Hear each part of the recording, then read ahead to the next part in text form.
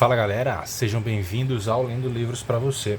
Hoje a gente vai começar aqui mais uma série no canal com esse clássico de George Orwell, que se trata de uma distopia futurista e muito interessante, porque apesar de relativamente antiga, né, esse livro aí é de 1949, a história ainda se mantém atual.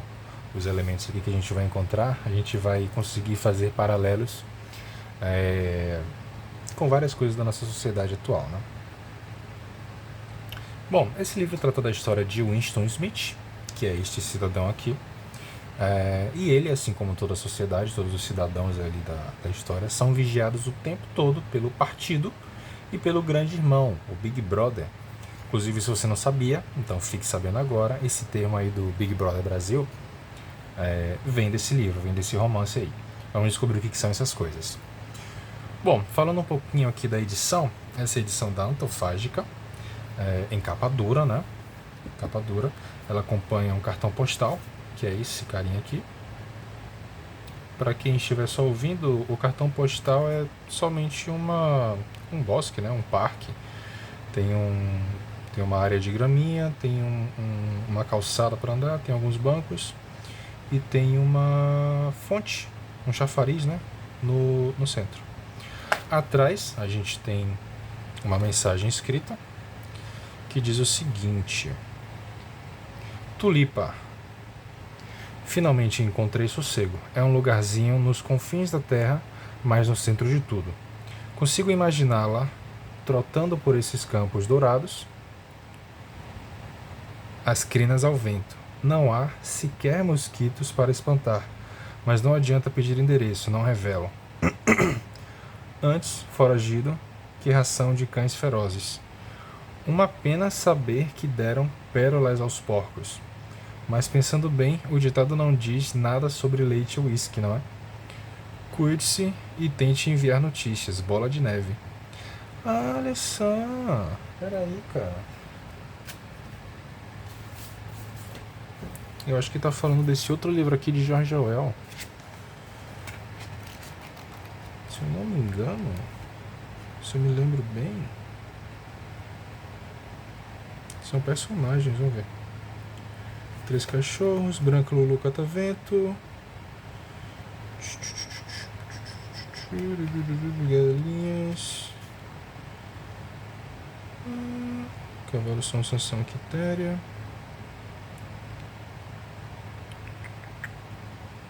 Não tem nada a ver, né?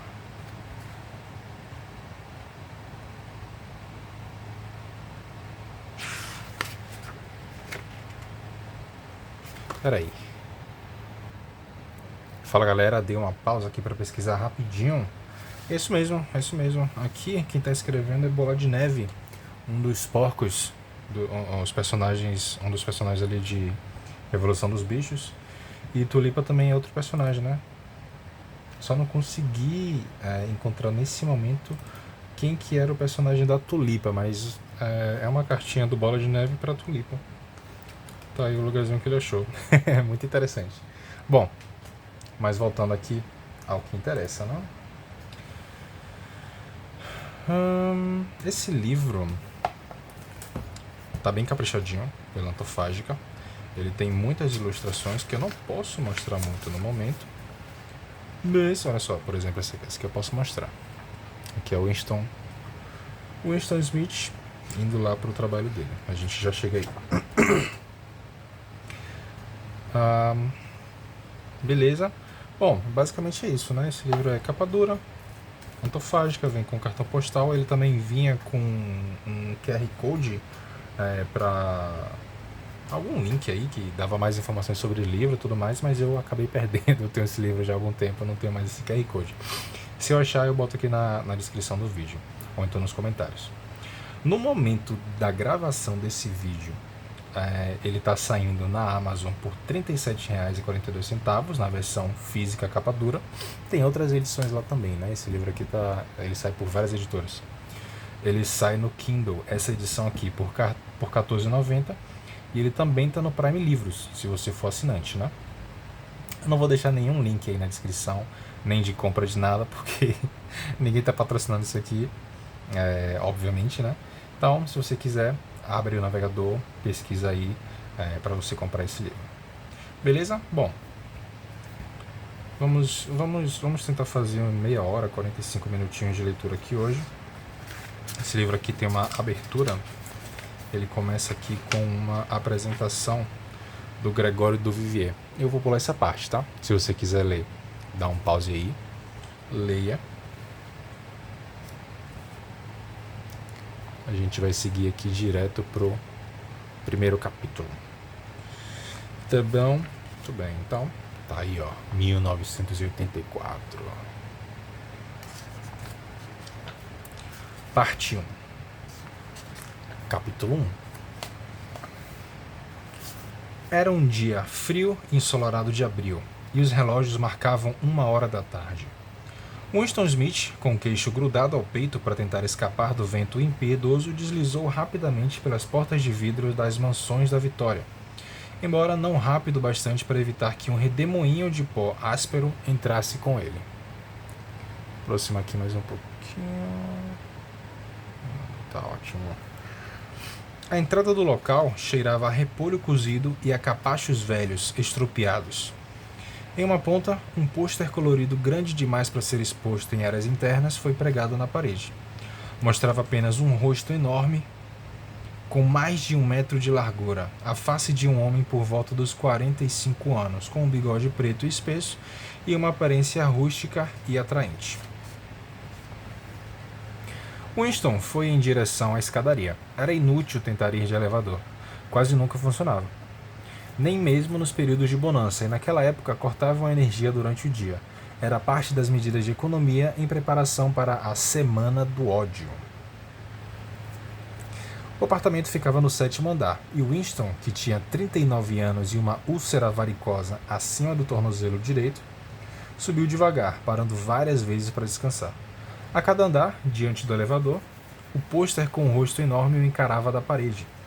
Era uma daquelas imagens tão artificiais que dão a impressão de que os olhos acompanham o movimento da pessoa. O grande irmão está te observando, dizia a legenda abaixo. Dentro do apartamento, uma voz aveludada lia uma lista de números que tinha algo a ver com a produção de ferrugosa. A voz vinha de uma placa metálica oblonga que parecia um espelho opaco embutida na superfície da parede direita.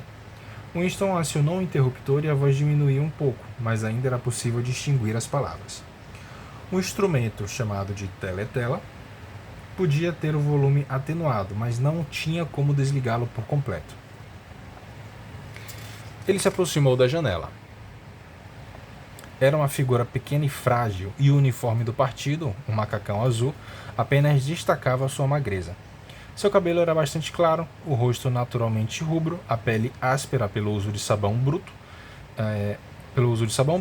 o uso de lâminas sem fio e em razão do inverno gélido que mal tinha terminado.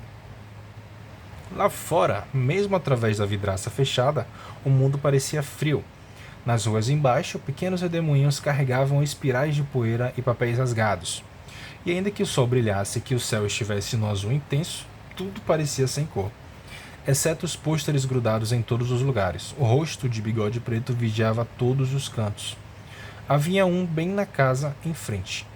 O grande irmão está te observando, dizia a legenda, enquanto os olhos escuros encaravam profundamente os de Winston. Na rua, outro pôster rasgado tremulava ao vento. Numa esquina, cobrindo e descobrindo uma única palavra: Ingsoc. À distância, um helicóptero foi descendo entre os telhados e pairou por um momento como uma mosca varejeira antes de partir voando numa curva. Era a patrulha policial, bisbilhotando as pessoas pelas janelas. No entanto, pouco importavam as patrulhas. Só a polícia do pensar importava. Interessante essas partes aqui que são censuradas, entre aspas. Se a gente colocar uma luz aqui por baixo, não tem nada escrito não, é só por... Olha só. É só detalhe mesmo. Espera aí que eu... Deixa eu ver se eu consigo mostrar. Ó, tá vendo? É só uma faixa preta mesmo. Não vem nada escrito. Mas é muito interessante. Às costas de Winston, a voz da teletela ainda tagarelava sobre o Ferragusa e a grande realização do 9º plano trienal. A teletela recebia e transmitia. Cadê? A teletela recebia e transmitia ao mesmo tempo. Qualquer ruído que Winston fizesse mais alto que um sussurro, bem baixo seria captado. Além disso, enquanto permanecesse no campo de visão da placa de metal, ele também poderia ser visto, além de ouvido. É claro que não havia como a pessoa saber se estava sendo vigiada. Não tinha como adivinhar com que frequência ou em que sistema a polícia do pensar se conectava a um aparelho individual. Dava até para imaginar que vigiavam todo mundo o tempo todo, mas de qualquer modo podiam conectar-se ao aparelho de alguém quando quisessem. Todos tinham que viver, e viviam de fato, pois o hábito se tornou instinto. Todos tinham que viver assumindo que cada som que emitissem seria ouvido, e exceto na escuridão, cada movimento seria analisado. Winston continuou de costas para a teletela. Era mais seguro, ainda que, como ele bem sabia, até as costas de uma pessoa possam revelar algo. Cara, deve ser horrível, né? Você deve viver sob um estado de ansiedade constante, absurdo, de você ter que estar alerta sobre qualquer coisinha que você está fazendo, até suas costas. A 1 quilômetro de distância, o Ministério da Verdade, onde ele trabalhava, erguia-se imponente, vasto e branco sobre a paisagem coberta de fuligem. Essa, ele pensou com certo desgosto generalizado, essa era Londres, a cidade principal da pista de pouso 1, a terceira província mais populosa da Oceania. Tentou espremer alguma memória da infância que o informasse se Londres sempre foi mais ou menos assim. Será que sempre houve essas vistas para casas apodrecidas do século XIX, com as laterais protegidas por vigas de madeira, as janelas cobertas por papelão e os telhados de ferro ondulado, os muros do jardim caindo por toda parte? E os locais bombardeados onde a poeira de reboco fazia redemoinhos no ar e o mato crescia por cima dos montes de detritos? E os lugares onde as bombas tinham aberto uma cratera maior e então começaram a surgir colônias sórdidas de construção de madeira que pareciam galinheiros? Não adiantava, ele não conseguia lembrar. Não restava nada de sua infância, exceto uma série de cenas iluminadas que ocorriam sem pano de fundo e eram, em sua maioria, ininteligíveis. O Ministério da Verdade, ou Miniver, em nova língua, era surpreendentemente distinto de qualquer outro objeto à vista. Tratava-se de uma estrutura piramidal enorme, de um branco reluzente que ultrapassava um terraço depois do outro, 300 metros em direção ao céu. De onde Winston estava, era possível ler na sua fachada branca, em fonte elegante, os 3 slogans do partido: Guerra é paz, liberdade é escravidão, ignorância é força. Aqui a gente tem um asterisco também que diz: Nova língua era a língua oficial da Oceania. Para saber mais sobre sua estrutura e etimologia, consulte o apêndice na página 389. Eu vou só mostrar aqui para vocês, a gente não vai ler não, tá? Depois eu posso até fazer um vídeo aqui sobre isso, mas por enquanto não. Cuidado aqui para não dar nenhum spoiler. Fascistas caem. Daqui a pouco os fascistas vão estar na cadeia. Tá aqui. Opa. Segura aí. Nova língua era a língua oficial da Oceania. Dá um pause aí, leia, se quiser. Depois eu leio isso aqui pra vocês, tá?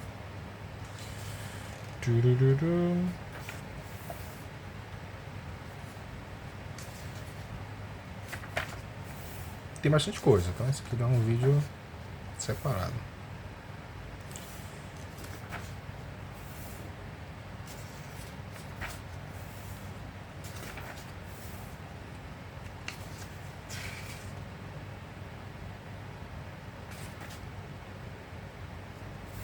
Acho que é isso. 404.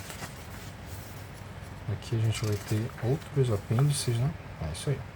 Então depois a gente volta aqui. Vamos lá, vamos lá, vamos lá, vamos lá.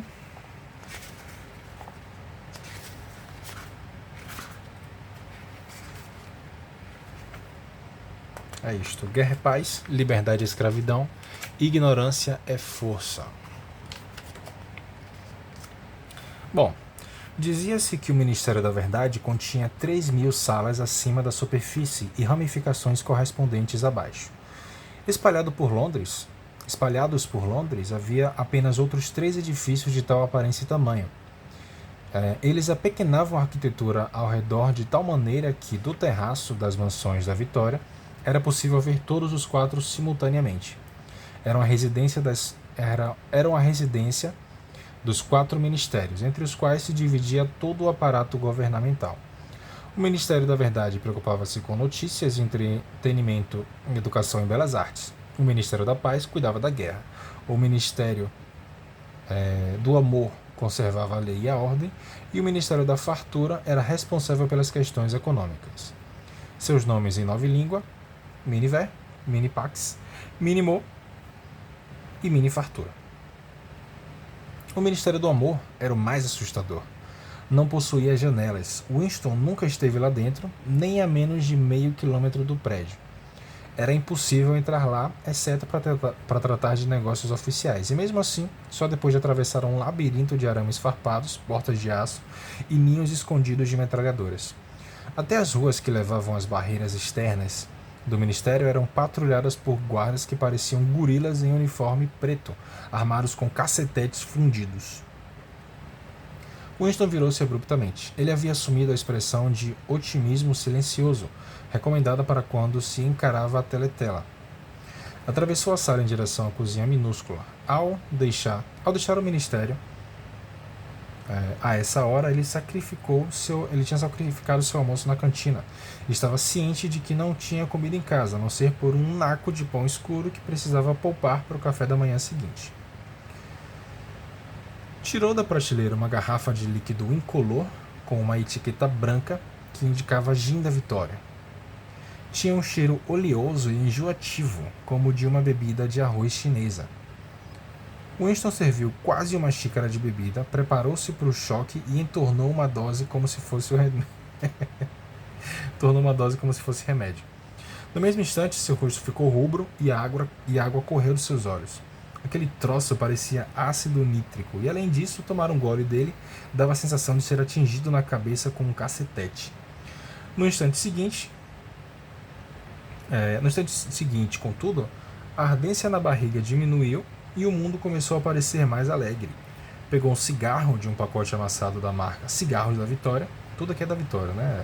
Mações da Vitória, gin da Vitória, cigarro da Vitória. E sem tomar muito cuidado, ergueu na vertical, fazendo com que o tabaco caísse no chão.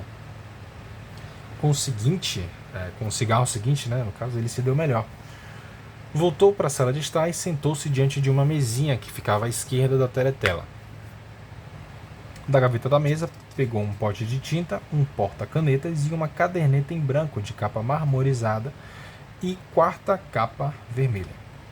Por algum motivo, a teletela na sala encontrava-se numa posição incomum. Em vez de estar, como de costume, na parede ao fundo de onde podia enxergar toda a sala, encontrava-se na parede mais comprida, diante da janela. Em um dos lados da parede havia uma alcova pouco funda, onde Winston agora estava sentado, e que, quando construíram os apartamentos, provavelmente foi pensada para abrigar uma estante de livros. Ah, sei. Então ele está ali no vãozinho, né? Ao sentar-se ali e permanecendo junto à parede, Winston era capaz de ficar fora do campo de visão da teletela. Podia ser ouvido, é claro, mas desde que se mantivesse naquela posição, não poderia ser visto. Foi em parte a geografia incomum do quarto que deu a ele a sugestão do que estava prestes a fazer. Mas isso também foi sugerido pela caderneta que ele acabou de pegar.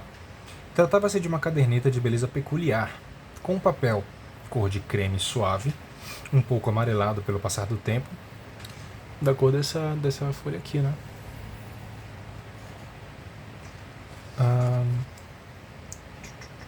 Me perdi. Aqui, com papel cor de creme suave, um pouco amarelado pelo passar do tempo, era o tipo de caderneta que não se fabricava havia pelo menos 40 anos. Ele podia supor, no entanto, que era muito mais antiga que isso. Ele tinha visto na janela de uma loja de quinquilharias pequena e mal arranjada numa parte pobre da cidade. Qual setor exatamente ele não lembrava. E tinha sido tomado imediatamente por um desejo atordoante de possuí-la. Membros do partido não deveriam entrar em lojas ordinárias, lidar com o livre mercado, como se dizia. Mas o regulamento não era seguido de maneira tão estrita, porque era impossível obter de qualquer outra maneira vários itens como cadarços e lâminas de barbear. Ele tinha dado uma olhada rápida de um lado para o outro da rua, entrou na loja e comprou a caderneta por $2,50.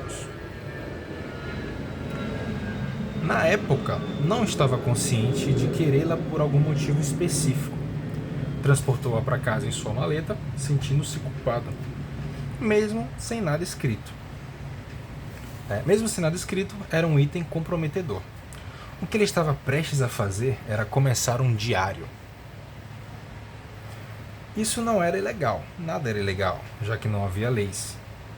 Mas, se fosse encontrado, era um tanto certo que acarretaria pena de morte, ou pelo menos 25 anos em um campo de trabalho forçado. Essa é a distopia que a gente está lidando. Winston encaixou uma pena e chupou para tirar a graxa. Era um instrumento arcaico, quase nunca usado, nem mesmo para assinaturas. Ele tinha buscado um de maneira furtiva e com certa dificuldade, simplesmente por sentir que um belo papel cor de creme merecia ser preenchido com uma verdadeira bico de pena, em vez de ser arranhado por um lápis tinta. Na verdade, não estava acostumado a escrever à mão, com exceção de recados curtíssimos. Com exceção de recados curtíssimos, ele geralmente editava tudo por fala-escreve, o que obviamente seria impossível para o seu atual propósito. Mergulhou a caneta na tinta e hesitou por apenas 1 segundo. Sentia um tremor nos intestinos. Marcar o papel seria um ato decisivo. E em pequenas letras desajeitadas ele escreveu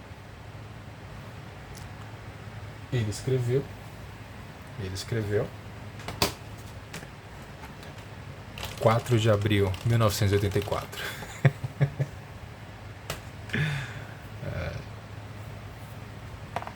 Recostou-se.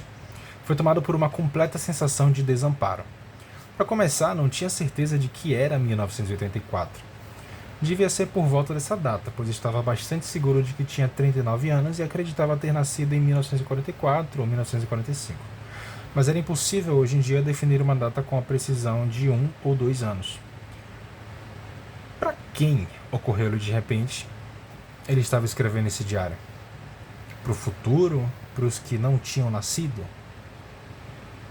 Sua mente flutuou por um instante em torno da data duvidosa da página, então esbarrou contra a palavra duplo pensar da nova língua.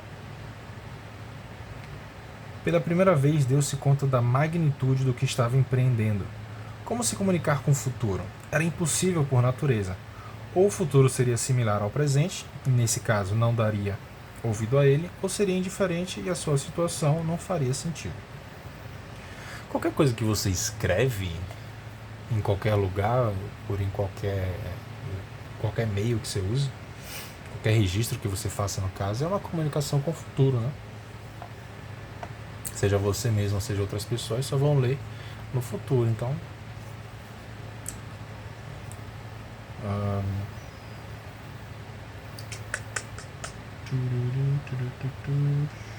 Aqui. Não faria sentido. Ficou olhando por algum tempo estupidamente o papel. A teletela tinha começado a tocar uma música militar estridente. Era curioso que ele parecia não apenas ter perdido o poder de se expressar, mas até se esquecido o que de início pretendia dizer. Tinha ficado semanas se preparando para esse momento e nunca passou pela sua cabeça que precisaria de algo além de coragem. A escrita em si seria fácil. Tudo o que precisava fazer era transferir para o papel o monólogo incansável e interminável que corria pela sua cabeça havia anos, literalmente. Naquele instante, porém, até o monólogo havia secado. Além disso, sua úlcera varicosa começou a coçar de modo insuportável, mas ele não arriscava coçá-la ou ficaria inflamada. Os segundos iam passando. Ele não tinha consciência de nada, exceto da página branca diante de si, da coceira na pele acima do tornozelo, da estridência da música e da leve embriaguez causada pelo gin. De repente, começou a escrever em puro pânico, pouco ciente do que registrava. Sua caligrafia pequena e infantil subia e descia a página, abandonando primeiro as letras minúsculas e, enfim, até os pontos finais. Vamos ler o Diário de Winston. 4 de abril de 1984. Fui ontem ao cinema. Tudo filme de guerra. Muito bom, de um navio cheio de refugiados sendo bombardeado em algum lugar do Mediterrâneo. Plateia muito empolgada, com imagens de um gordão tentando fugir, nadando com um helicóptero na cola dele. Primeiro você via ele chafurdando na água como um boto, aí via ele através da mira do helicóptero. Daí ele ficava todo esburacado e o mar ao redor ficava cor-de-rosa, e ele afundava de repente, como se os buracos tivessem deixado a água entrar. Plateia gritando e rindo enquanto ele afundava. Daí você via um barco salva-vidas cheio de crianças e um helicóptero planando por cima. Tinha uma mulher de meia-idade, que pode ter sido uma judia, sentada na proa com um menininho de 3 anos nos braços. O menininho gritando de medo, escondendo a cabeça entre os seios dela, como se quisesse cavar para dentro dela, e a mulher colocando os braços ao redor dele e acalmando o menino, embora ela mesma estivesse azul de tanto medo. O tempo todo cobrindo ele o máximo possível, como se achasse que seus braços pudessem protegê-lo das balas. Aí o helicóptero plantou uma bomba de 20 quilos entre eles e deu um clarão impressionante e o barco se esfarelou. Daí teve uma imagem incrível de um braço de criança subindo no céu, e um helicóptero com uma câmera na ponta deve ter seguido, e teve muito aplauso vindo dos assentos do partido. Mas uma mulher, na parte dos proletas, de repente começou a fazer baderna e gritar que eles não deviam ter mostrado esses troços na frente das crianças. Não era certo. Não na frente das crianças, até que a polícia apareceu e levou ela para fora. Levou ela para fora. Acho que não aconteceu nada com ela. Ninguém se importa com o que os proletas dizem. Uma típica reação dos proletas, eles nunca... O bicho desembestou aqui, hein? Winston parou de escrever, em parte porque estava sofrendo de cãibra. Não sabia o que o tinha levado a expelir aquele fluxo de besteiras. Mas o mais curioso é que, enquanto ele o fazia, uma lembrança totalmente diversa clarificou-se em sua mente, a ponto de ele quase querer anotar aquilo também. Era, agora ele percebia, por causa desse outro incidente que ele tinha decidido ir para casa e começar o diário. Tinha ocorrido naquela manhã no ministério, se é que se pode se dizer assim, se é que se pode dizer que algo tão nebuloso assim ocorreu. Eram quase 11 horas no departamento de registros onde Winston trabalhava. Estavam arrastando cadeiras para fora dos cubículos e agrupando-as no centro da sala, diante da teletela grande, em preparação para os 2 minutos de ódio. Winston tomava seu lugar em uma das fileiras do meio, quando de repente 2 pessoas que ele conhecia de vista, mas com quem nunca tinha conversado, entraram na sala. Era uma garota por quem costumava passar nos corredores. Não sabia o nome dela, mas sabia que ela trabalhava no departamento de ficção. Presumia, já que ele às vezes a tinha visto com as mãos cobertas de óleo e carregando uma chave inglesa, que ela fazia algum trabalho mecânico em uma das novas máquinas de escrever romances. Era uma moça de aparência provocadora, com cerca de 27 anos, cabelo grosso, rosto sardento e movimentos atléticos e velozes. Uma faixa escarlate estreita, símbolo da Liga Juvenil Antissexo, dava várias voltas ao redor da cintura de seu macacão, apertado bastante para destacar a forma dos seus quadris. Desde a primeira vez em que a viu, Winston não gostou dela. Ele sabia o porquê. Era por causa da atmosfera de campos de hóquei, banhos gelados e trilhas comunitárias, e de toda uma limpeza mental que ela parecia carregar consigo. Ele não gostava de quase nenhuma mulher, em especial as jovens e bonitas. Eram sempre as mulheres, particularmente as jovens, as integrantes mais fanáticas do partido, que engoliam slogans, as espiãs amadoras que bisbilhotavam tudo que não era ortodoxo. Mas essa moça em específico dava a impressão de ser mais perigosa que as outras. Uma vez, quando se viram passando pelo corredor, ele lançou um olhar lateral que parecia Ela lançou um olhar lateral que parecia penetrá-lo e que o encheu de um terror sombrio. Passou pela cabeça dele que ela poderia até ser uma agente da polícia do pensar. É verdade que era um tanto improvável. Ainda assim, ele continuava sentindo um desconforto peculiar no qual o medo se misturava com a hostilidade sempre que ela estava por perto. A outra pessoa era um homem chamado O'Brien, membro do partido interno, e que tinha algum posto tão importante e remoto que Winston mal fazia ideia do que se tratava. Um silêncio momentâneo passou pelo grupo ao redor das cadeiras quando viram os macacões pretos dos membros do partido interno se aproximando. O'Brien era um homem grandalhão e corpulento, com um pescoço grosso e um rosto brutal, rude e engraçado. Apesar de sua aparência formidável, ele tinha um certo charme. Seu truque de recolocar os óculos no nariz era curiosamente algo que desarmava a pessoa, de um modo impossível de definir, curiosamente civilizado.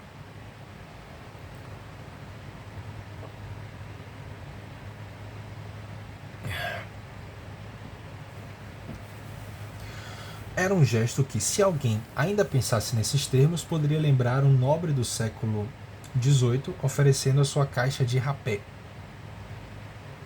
Winston tinha visto O'Brien uma dúzia de vezes ao longo dos anos. Sentia-se profundamente atraído por ele, não apenas por ficar intrigado quanto ao contraste do seu jeito urbano com o físico de pugilista. Era muito mais por causa de uma crença que mantinha em segredo.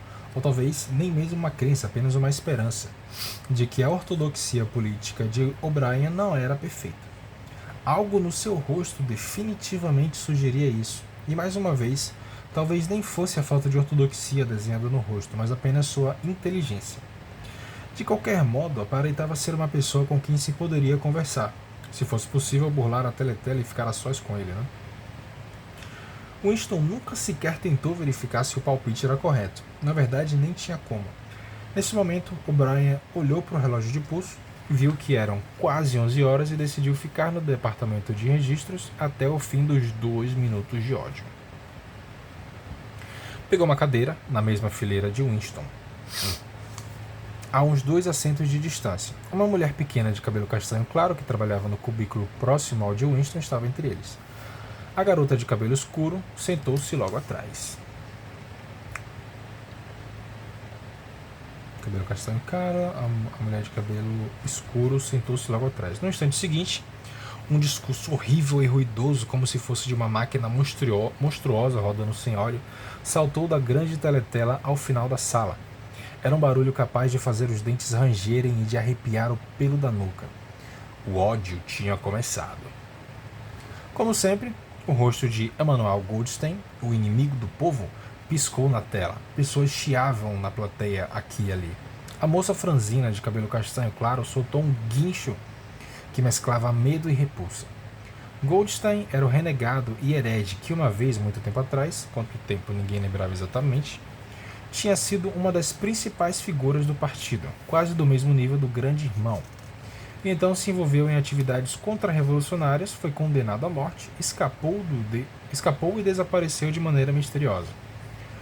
Os programas 2 Minutos de Ódio variavam a cada dia, mas todos eles tinham Goldstein como a figura principal. Era o traidor original, o primeiro a manchar a pureza do partido. Todos os crimes seguintes contra o partido, todas as traições, sabotagens, heregias, desvios vinham direto dos seus ensinamentos. Em algum lugar ele ainda estava vivo e tramando suas conspirações, talvez além mar, sob proteção de algum dos seus financiadores estrangeiros, talvez até, como o boato às vezes sugeria, talvez até em algum esconderijo na própria Oceania. O diafragma de Winston estava contraído. Ele nunca conseguia enxergar o rosto de Goldstein sem sentir uma mistura dolorosa de emoções. Era um rosto judeu, magro, com uma grande auréola remexida de cabelo branco e um pequeno cavanhaque, um rosto esperto e de alguma maneira inerentemente desprezível, com uma espécie de tolice senil no seu nariz longo e fino, em cuja ponta empoleirava-se um par de óculos. Lembrava a cara de uma ovelha, e sua voz também tinha a mesma qualidade ovina. Goldstein oferecia o seu ataque venenoso de sempre às doutrinas do partido. Um ataque tão exagerado e perverso que até uma criança seria capaz de perceber, e ainda assim plausível o suficiente para transmitir uma sensação alarmante de que outras pessoas, menos pé no chão, poderiam se deixar levar por aquilo.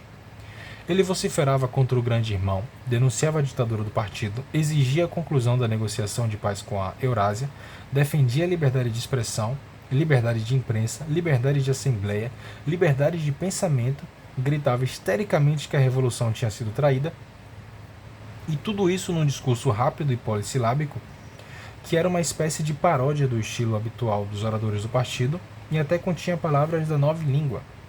De fato, mais palavras de nova língua do que qualquer membro do partido usaria normalmente na vida real. Enquanto isso, a não ser que alguém questionasse a realidade coberta pela verborragia ilusória de Goldstein, atrás da cabeça dele na teletela marchavam fileiras sem fim do exército da Eurásia. Winston mora aqui, no caso, na Oceania, então um dos inimigos será a Eurásia. Fileira atrás de fileira de homens de aparência robusta com rostos asiáticos inexpressivos que nadavam em direção à superfície da tela e desapareciam, substituídos por outros exatamente similares. O ritmo monótono do pisotear das botas dos soldados compunha o pano de fundo dos balidos de Goldstein. Antes de se completarem 30 segundos de ódio, exclamações descontroladas de fúria irrompiam de metade das pessoas na sala. O rosto ovino satisfeito consigo mesmo na tela e o poderio aterrorizante do exército da Eurásia ao fundo eram demais para aguentar. Além disso, só olhar ou pensar em Goldstein já provocava medo e raiva automaticamente. Ele era um objeto de ódio mais constante que a Eurásia ou a Lestásia, uma vez que quando a Oceania estava em guerra com um desses poderes, em geral estava em paz com outro. Mas o estranho era que, embora Goldstein fosse odiado e desprezado por todos, e ainda que suas teorias fossem refutadas, esmagadas, ridicularizadas e expostas ao público como asneira todos os dias, 1000 vezes por dia, nas plataformas da teletela, nos jornais e em livros, apesar disso tudo, sua influência nunca parecia diminuir. Sempre havia novos idiotas esperando para serem seduzidos. Nunca passava um dia sem que espiões e sabotadores que agiam sob as suas ordens não fossem desmascarados pela polícia do pensar. Ele era o comandante de um vasto exército sombrio, uma rede subterrânea de conspiradores dedicados a derrubar o Estado. A Irmandade, esse era supostamente seu nome. Também havia rumores de um livro terrível, um compêndio de todas as heresias de autoria de Goldstein que circulava clandestinamente aqui e ali. Tratava-se de um livro sem título. As pessoas referiam-se a ele simplesmente como o livro. Mas só se sabia de boatos acerca disso. Nem a Irmandade nem o livro eram temas que um membro comum do partido mencionaria se pudesse evitar. No segundo minuto, o ódio elevou-se a um frenesi. As pessoas saltavam de seus assentos e gritavam o mais alto possível para tentar abafar a voz enlouquecedora que vinha da tela. A moça pequena de cabelo castanho claro ficou rosa e sua boca abria e fechada como a de um peixe fora d'água. Até o rosto pesado de O'Brien ficou rubro. Ele estava sentado bem reto na cadeira e seu peito poderoso inchava e tremia como se ele enfrentasse uma onda quebrando. A moça de cabelo escuro atrás de Winston começou a gritar: "Porco! Porco! Porco!" E de repente ela pegou um dicionário de nova língua bem pesado e arremessou na tela. O livro atingiu o nariz de Goldstein e quicou. A voz continuava inexorável. Em um momento de lucidez, Winston percebeu que estava gritando com os outros. Nem percebeu, ele já estava igualzinho. Em um momento de lucidez, Winston percebeu que estava gritando. É o nível de programação, de controle mental que o partido criou sobre as pessoas. Em um momento de lucidez, Winston percebeu que estava gritando com os outros e batendo o calcanhar com força contra o pé da cadeira. O mais horrível nos 2 minutos de ódio não era ser obrigado a interpretar um papel, mas, pelo contrário, o fato de que era impossível não se juntar aos outros. Em 30 segundos, qualquer desculpa já se tornava desnecessária. Um êxtase horrível de medo e desejo de vingança, vontade de matar, torturar, esmagar rostos com uma marreta, parecia fluir pelo grupo inteiro, como uma corrente elétrica, transformando todos, contra a vontade, em lunáticos. que fazem careta e gritam. E apesar disso, a raiva era abstrata, uma emoção não direcionada que podia ser passada de um objeto para o outro, como a chama de um maçarico.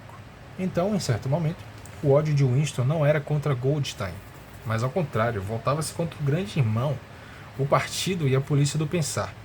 E em tais momentos, seu coração voltava-se ao herege solitário e ridicularizado na tela.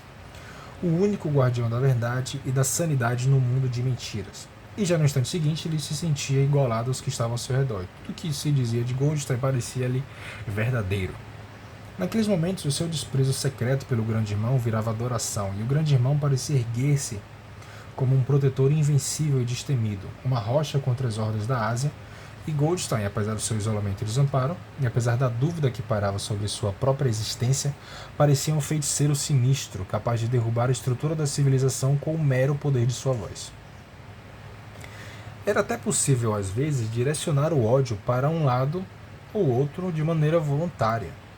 De repente, por causa de um esforço violento, como o que faz alguém arrancar a própria cabeça do travesseiro quando tem um pesadelo, Winston conseguiu transferir seu ódio do rosto na tela para a garota de cabelo escuro atrás dele. Alucinações vívidas e belas piscaram em sua mente. Ele a espancaria até a morte, com um cacetete de borracha. Ele a amarraria nua numa estaca e a encheria de flechas como São Sebastião. Ele a violentaria e cortaria sua garganta no momento do clímax. E ainda, melhor do que antes, ele percebeu por que a odiava. Odiava ela porque era jovem, bonita e assexuada, porque ele queria levá-la para a cama e isso nunca aconteceria. Porque ao redor de sua cintura, encantadora e flexível, que parecia pedir para ser envolvida com o braço, havia apenas aquela faixa escarlate detestável, um símbolo agressivo de castidade. O ódio chegou ao ápice. A voz de Goldstein tornou-se um verdadeiro balido de ovelha, e por um instante o rosto dele se transformou no de uma ovelha. Então, esse rosto ovino fundiu-se a silhueta de um soldado da Eurásia que parecia avançar enorme e terrível, com a metralhadora rugindo e saltar da superfície da tela, ao ponto de algumas pessoas na primeira fila caírem para trás nos assentos. Mas ao mesmo tempo, extraindo um suspiro de alívio da plateia, a figura hostil fundiu-se à cabeça do grande irmão, de cabelo e bigode pretos, todo poderoso e misteriosamente calmo, tão amplo que quase preencheu a tela. Ninguém ouvia o que o grande irmão dizia, eram apenas algumas palavras de encorajamento do tipo que se fala no fragor da batalha. Indistinguíveis individualmente, mas capazes de restaurar a confiança só pelo fato de serem ditas. Então o rosto do grande irmão sumiu mais uma vez e os 3 slogans do partido apareceram em letras maiúsculas. Guerra é paz, liberdade é escravidão, ignorância é força. Cara, interessante aqui a lavagem cerebral que eles fazem, né? Eles vão nutrindo um ódio cada vez maior no coração das pessoas contra o Goldstein. E aí, uma vez que esse ódio chegou no ápice, eles pegam o rosto do Goldstein e colocam o rosto dele em todos os soldados inimigos. Ou seja, para você lutar com o máximo de ódio possível contra os soldados inimigos. Muito interessante, muito interessante. Tá aqui. Esse aqui seria a cena dos 2 minutos de ódio. Deixa eu aproximar um pouquinho. Então tá aí o... Esse aqui é o Goldstein, né? Formato de ovelha. Beleza. Mas o rosto do grande irmão pareceu persistir por vários segundos na tela, como se o impacto provocado nos globos oculares de todos fosse vívido demais para desaparecer de imediato. A garota pequena de cabelo castanho claro tinha se jogado debruçada no assento da cadeira à sua frente. Com um murmúrio tremulante que soava "Meu Salvador", ela estendeu os braços em direção à tela. Depois afundou o rosto entre as mãos. Ficou claro que estava rezando. Naquele momento, o grupo inteiro entrou num cântico lento, profundo, ritmado de G, I, G, I. De novo e de novo, muito devagar, com uma longa pausa entre a primeira e a segunda letra. Um som pesado, murmurante, de alguma maneira selvagem, e ao fundo do qual parecia se escutar o pisotear de pés descalços e a batida de tambores. Mantiveram isso por cerca de 30 segundos. Era um refrão que às vezes se ouvia em momentos de emoção esmagadora. Em parte, era um tipo de hino à sabedoria e à majestade do grande irmão. Porém, era mais um ato de auto-hipnose, um afogamento de consciência proposital que se fazia por meio do ruído ritmado. As entranhas de Winston pareciam gelar. Durante os 2 minutos de ódio, ele não conseguiu evitar de compartilhar o delírio geral, mas esse cântico sub-humano de G, I, sempre o enchia de horror. Claro que ele entoava o cântico com os outros, porque era impossível não fazer isso, né? Dissimular seus sentimentos, controlar sua expressão, fazer o que todos os outros faziam era uma reação instintiva. Mas havia um intervalo de alguns segundos durante os quais a expressão de seus olhos poderia denunciá-lo. E foi exatamente nesse instante que aquela coisa significativa ocorreu. Se de fato ocorreu. Momentaneamente ele trocou olhares com O'Brien. O'Brien tinha se levantado. Ele tinha tirado os óculos e estava reposicionando-os no nariz com seu gesto característico. Mas houve ali uma fração de segundo em que os olhos dos dois se encontraram. E durante esse instante, Winston sabia. Sim, ele sabia.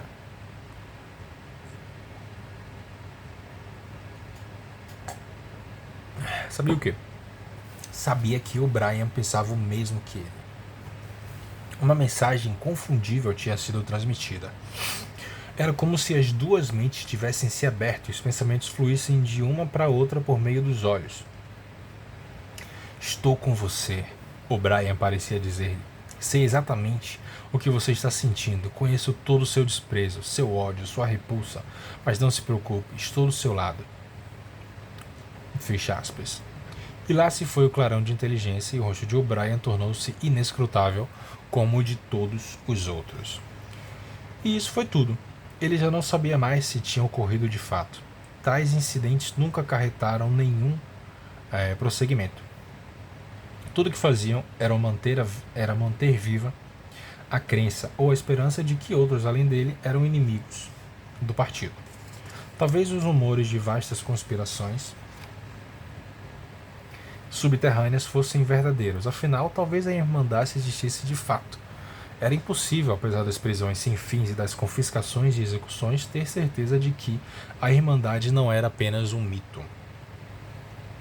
Há alguns dias ele acreditava nela, em outros, não. Não havia provas, apenas vislumbres passageiros que podiam significar nada ou qualquer coisa. Fragmentos de conversas entreouvidas, rabiscos quase apagados nas paredes do banheiro. Certa vez, quando dois estranhos se encontraram, um pequeno movimento da mão que parecia um sinal de reconhecimento. Não passavam de palpites. O mais provável é que ele tivesse imaginado tudo. Foi mal. Retornou ao seu cubículo, sem olhar de novo para O'Brien. A ideia de dar continuidade ao seu contato momentâneo mal passava pela sua cabeça. Teria sido inacreditavelmente perigoso, mesmo se ele soubesse como arranjar isso. Por 1 ou 2 segundos haviam trocado olhares pouco claros e esse era o fim da história. Mas mesmo aquilo tinha sido um evento memorável, levando em conta a solidão trancafiada na qual era preciso viver. Winston reuniu forças e se endireitou na cadeira. Deixou escapar um arroto, e o gin subia do seu estômago. Seus olhos tornaram a focar na página. Ele descobriu que enquanto estava sentado, refletindo desamparado, ele tinha também escrito como se fosse uma ação automática. E não era mais aquela caligrafia esquisita e espasmódica de antes.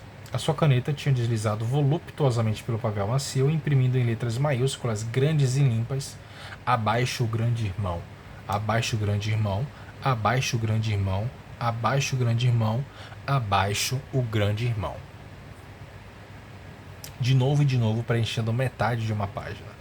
Ele não pôde evitar uma pontada de pânico. Era um absurdo, pois escrever aquelas palavras específicas não era mais perigoso do que começar um diário.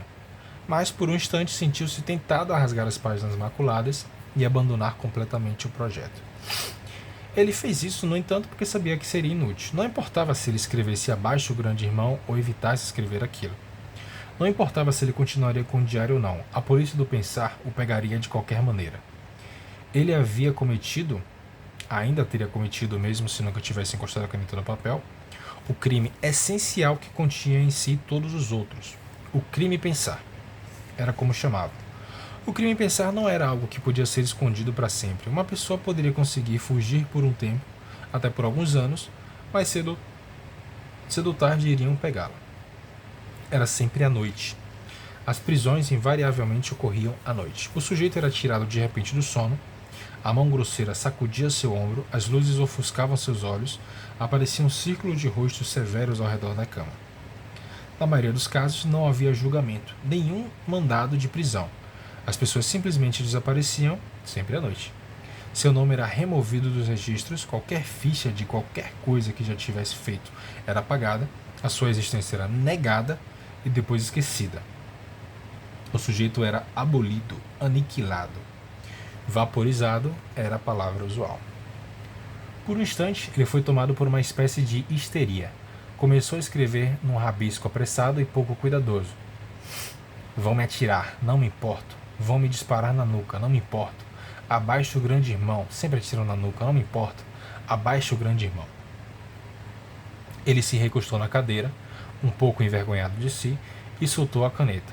Daí, deu um salto violento. Alguém batia na porta. Mas já! Ele estava parado como um rato na esperança fútil de que, seja lá quem fosse, iria embora depois de uma tentativa. Mas não. A batida soou de novo. Nada seria pior do que demorar para atender. Seu coração batia como um tambor, mas o rosto, graças ao antigo hábito, provavelmente estava sem expressão. Ele se levantou e moveu-se pesadamente em direção à porta.